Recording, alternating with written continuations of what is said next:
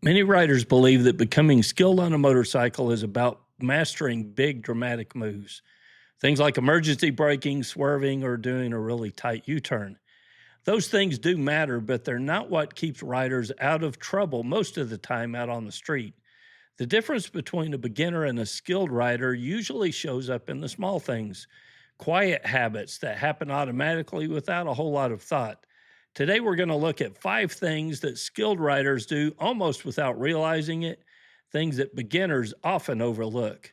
If you start building these habits early, they can dramatically change the way you see the road and how you manage that risk out on the road. Skilled riders are constantly checking their mirrors, not staring at them, but checking or sampling them.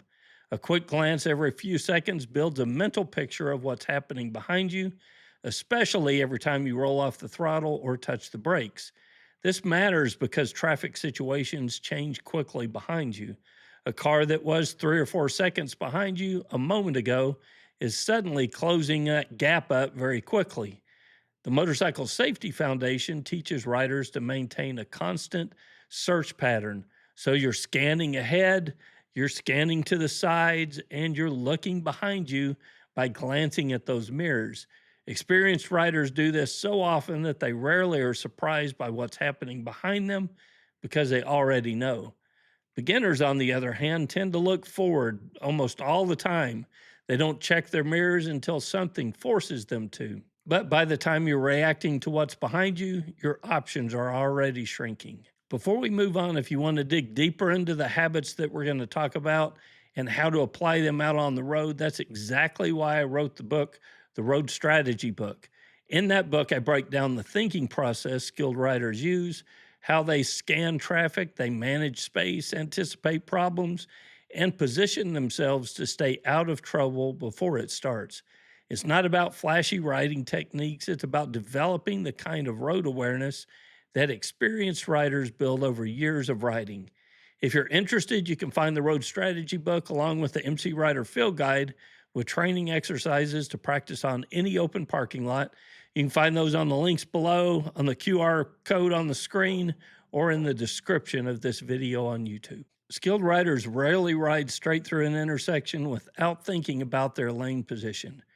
In fact, they're already adjusting their position before they get to the intersection. Why is that? Well, it's because intersections are one of the most common places that motorcycle crashes occur.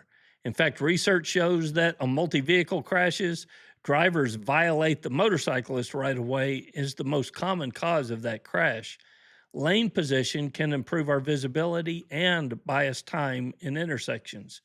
Sometimes that means moving towards the left portion of the lane so you can see around a vehicle ahead. Sometimes it means moving away from a vehicle that might turn across your path. Skilled riders are constantly adjusting position to improve their view and to be seen.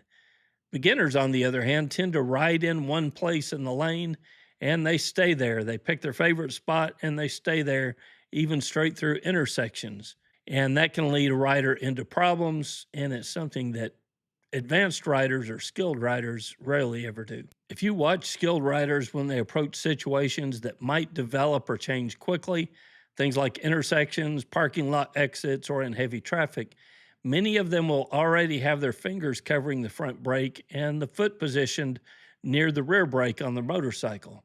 This simple habit reduces reaction time. Studies on driver reaction show that perception and movement time can add up to more than a second before braking ever begins. Covering the brakes doesn't eliminate reaction time, but it removes one step from the process. That small difference can mean several feet in stopping distance.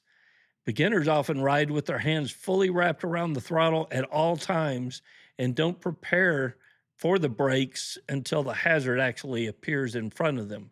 Skilled riders prepare before the situation ever develops. This is one of the big advantages that skilled riders have over new riders. Beginners tend to look at the driver, skilled riders tend to look at the wheels. A driver can look straight at you and still pull out right in front of you, but the wheels almost always tell the truth.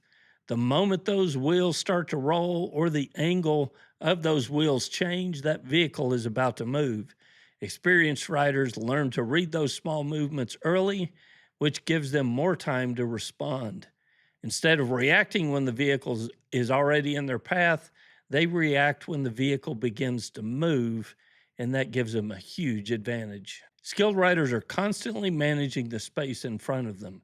They don't just ride behind a vehicle and hope that everything works out. They're actively adjusting their following distance and their lane position based on the speed, the traffic conditions, and the visibility. Most rider training programs recommend maintaining at least a 2 or 3 second following distance under ideal conditions and increasing that gap as speed or traffic complexity increases. That buffer gives you time to recognize a problem, react, and brake more smoothly if traffic suddenly slows down. But experienced riders often go even further than that.